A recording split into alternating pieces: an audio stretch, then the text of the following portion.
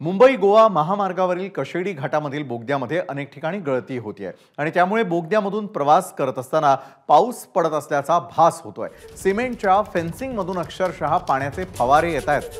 2 महिन्यांपूर्वी हा घाट वाहतुकीसाठी खुला झालेला आहे आणि पहिल्याच पावसामध्ये त्यातून गळती सुरू झाली आहे। तर या लिकेजमुळे प्रवाशांना कुठलाही धोका नाही असं NHAIचे मुख्य अभियंते संतोष शेलार सांगतात।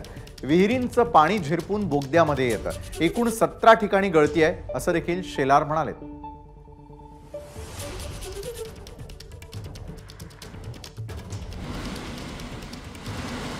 मुंबई गोवा मार्गावरील कशेडी बोगदा या बोगद्याच्या कामाच्या बाबत वरिष्ठ अधिकारी पाहणी केले असता जवळजवळ 6 ते 7 ठिकाणी त्या बोगद्याच्या गळती लागल्याचं त्यांच्या निदर्शनास आलं। परंतु बोगद्यामध्येच आता अशी गळती झाली नाही। बोगद्यामध्ये जर उद्या का एखादा अपघात झाला तर फार मोठी जीवितहानी होण्याची शक्यता आहे आणि म्हणून हे बोगद्याच्या कामाच्या बाबतची चौकशी वरिष्ठ स्तरावर त्या ठिकाणी झाली पाहिजे आणि सर्व्हिस रोड आणि इतर जी कामं अपुरी आहेत ती झाली नाहीत तर थोड्याच दिवसामध्ये शिवसेना उद्धव ठाकरे पक्षाच्या वतीनं फार मोठं रस्ता रोकोचं आंदोलन घेण्यात येईल। ABP माझा, उघडा डोळे बघा नीट।